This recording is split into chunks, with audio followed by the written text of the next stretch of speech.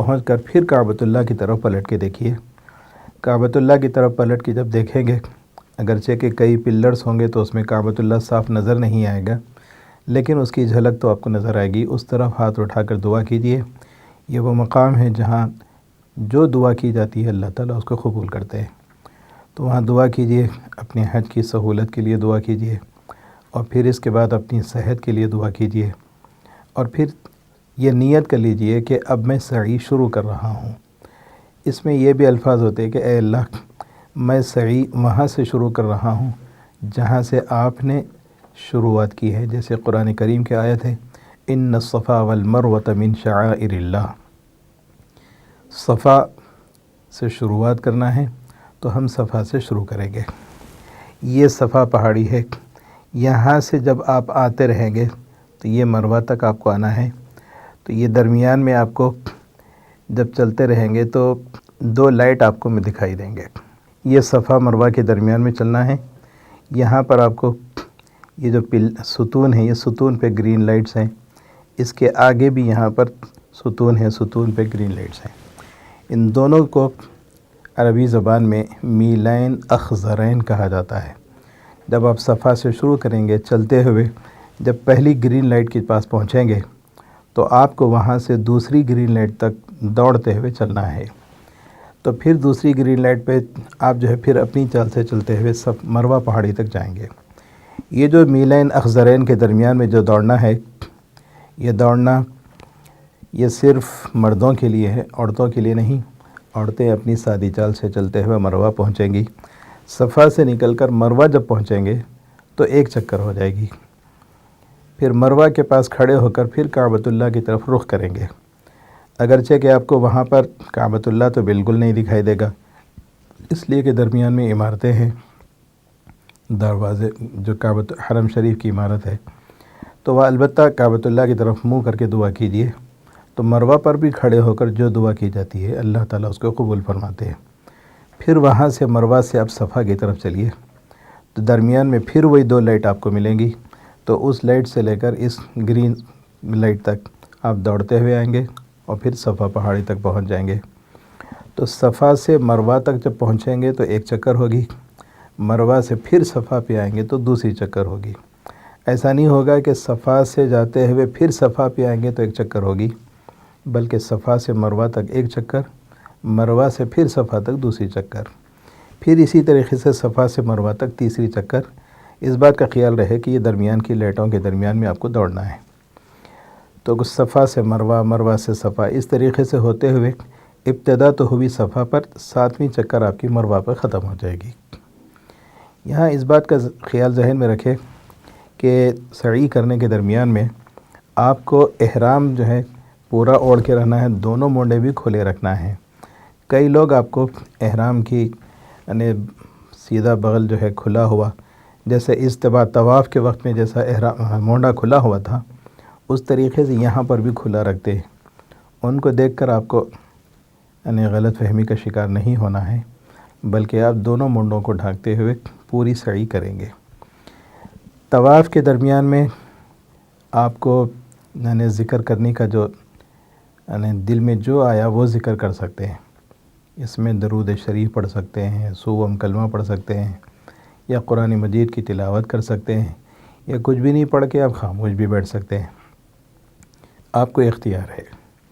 لیکن علماء کرام نے فرمایا کہ بہتر یہ ہے کہ طواف کے درمیان میں سوم کلمہ پڑھتے رہیں، اور جب سعی کریں گے تو سعی کے اندر چہرم کلمہ پڑھتے رہیں گے۔ صفا و مروہ کے درمیان کی سعی میں چہرم کلمہ ہم کثرت سے پڑھتے رہیں۔ اس کے علاوہ آپ جو پڑھنا چاہیں، ضروری نہیں کہ چہرم کلمہ مسلسل پڑھتے رہیں، تلبیہ تو نہیں ہے پڑھنا آپ کو، صرف چہرم کلمہ پڑھتے چلیں، یہ زیادہ بہتر ہے۔ جیسے ہی مروہ پہاڑی پر آپ پہنچیں گے تو وہیں سے آپ باہر دروازے ہیں، دروازے سے باہر نکل جائیے۔ تو باہر نکلنے کے ساتھ ہی آپ کو وہاں پر حجام کی دکانیں دکھائی دیں گی، عربی کے اندر صالون لکھا ہوا رہے گا، وہاں آپ پہنچ جائیے، اور پہنچ کر اپنے سر کے بالوں کو منڈا دیجیے، حلق کرا دیجیے۔ یہاں دو باتیں ہوتی ہیں، وہ لوگ آپ کو پوچھیں گے حلق کریں گے یا قصر کریں گے۔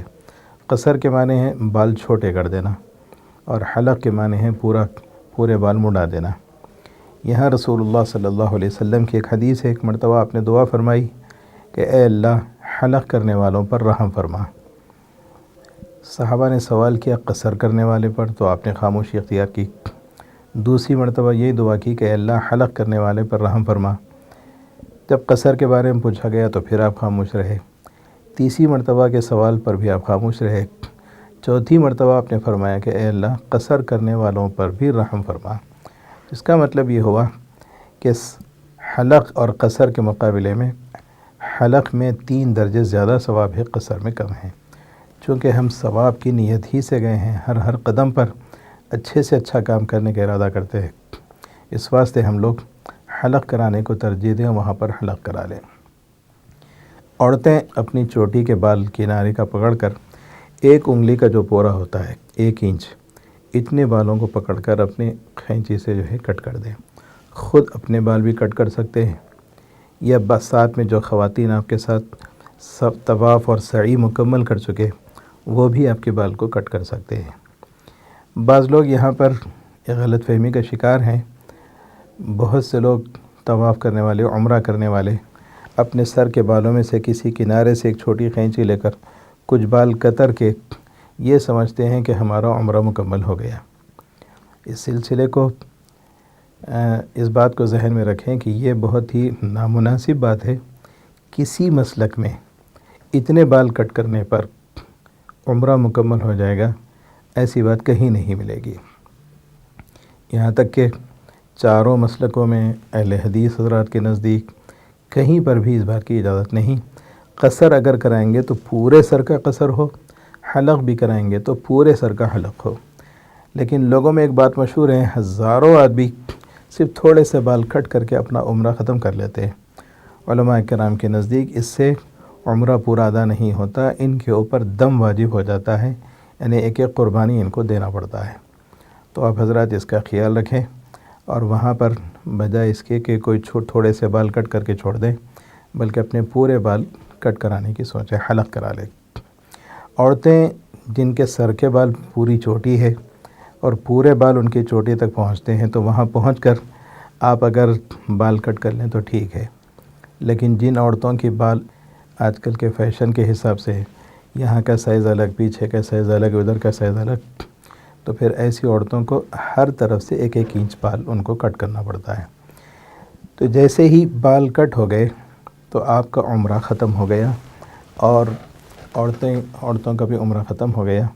تو جو لوگ حج تمتع کا ارادہ کیے تھے، انہوں نے احرام صرف عمرے کی نیت سے باندھا تھا، اس کی وجہ سے ان کا جیسے ہی حلق ہو گیا تو اب یہ احرام کی پابندیوں سے باہر آ گئے۔ اب یہ اپنے روم پر آ کر اپنے سلے ہوئے کپڑے پہن سکتے ہیں اور خوشبو لگا سکتے ہیں۔ اب ان کے اوپر کوئی پابندی نہیں، حرم شریف میں رہیں گے، وقت کے اوپر آتے رہیں گے، اپنی اپنی نمازیں ادا کرتے رہیں گے، اور جتنا ہو سکے زیادہ سے زیادہ کعبۃ اللہ کا طواف کرتے رہیں گے۔ طواف کے واسطے آپ کو احرام باندھنے کی ضرورت نہیں، حرم شریف میں داخل ہو جائیے اور سیدھا حجر اسود کے سامنے آ کر بسم اللہ اللہ اکبر کہہ کے ہاتھ اٹھا کے یعنی دونوں ہاتھوں کو چوم لیجئے اور پھر طواف شروع کر دیجئے۔ طواف کے اندر آپ کو رمل کرنے کی بھی ضرورت نہیں، احرام نہیں ہے اور رمل کی بھی ضرورت نہیں ہے، خالی طواف کرنا ہے۔ تو 7 چکر بھی جو ہے سادی چال سے ہی چلیں گے، اور جیسے ہی 7ویں چکر کمپلیٹ ہو جائے گی، پورے حرم شریف میں کہیں پر بھی 2 رکعت واجب الطواف نماز پڑھ لیں گے۔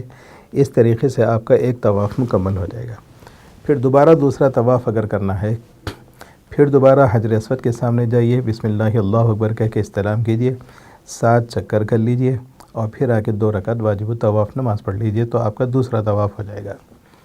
یہ 7 چکر جو طواف میں کرنا ہے یہ بہت ضروری ہے۔ 7 سے بڑھ کے 8ویں چکر نہیں کر سکتے، یا 6 چکر کر کے جو ہے طواف مکمل نہیں کر سکتے۔ جیسے 4 رکعت والی نماز ہے تو آپ کو پورے 4 رکعت پڑھنا پڑے گا، نہ 5 پڑھ سکتے ہیں نہ 3 پڑھ سکتے۔ ایسی 7 چکر اگر کرنا ہے تو نہ 8 کر سکتے نہ 6 کر سکتے، پورے 7 چکر کرنا ضروری ہے۔ اگر کوئی آدمی نہیں گنا اور اس کو یاد نہیں رہا کہ میری کون سی چکر ہے، تو ایسے وقت میں وہ اپنے ذہن پہ بوجھ ڈالے، جو اس کو زیادہ گمان ہو کہ میری چکریں 6 ہو گئیں تو اس کو ذہن میں رکھتے ہوئے 7ویں چکر بھی تکمیل کر لے۔ اور اگر کوئی آدمی یہ سمجھے کہ 7 چکر ہو گئے، احتیاطاً میں 8ویں چکر کر لوں، تو یاد رکھیے کہ یہ احتیاطاً 8ویں چکر اگر شروع ہو گئی تو بقیہ 6 چکر کرنا اس کے اوپر لازم ہو جائے گا۔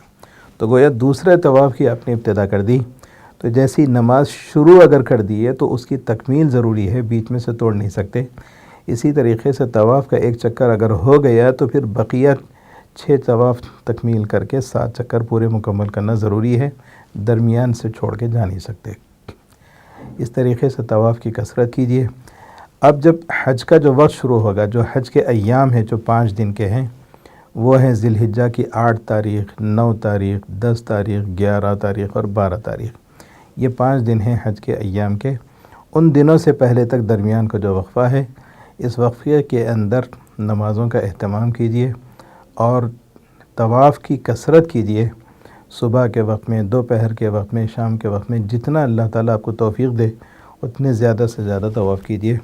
اگر عمرہ بھی کرنا چاہیں تو وہاں سے مسجد عائشہ، جس کو تنعیم بھی کہا جاتا ہے، وہاں جا کر پھر سے احرام باندھ کے آ کے جیسے طریقہ بتایا گیا اس طریقے سے دوسرا عمرہ بھی کر سکتے ہیں۔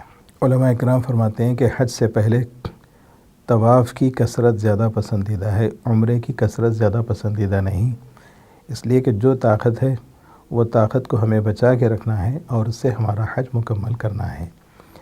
تو اب اس کے بعد 8ویں تاریخ انتظار کریں گے۔ جب 8ویں تاریخ شروع ہوگی تو وہاں سے حج کا احرام ہم کو باندھنا پڑے گا اور احرام باندھ کر مینا کے میدان میں ہم کو جانا ہے۔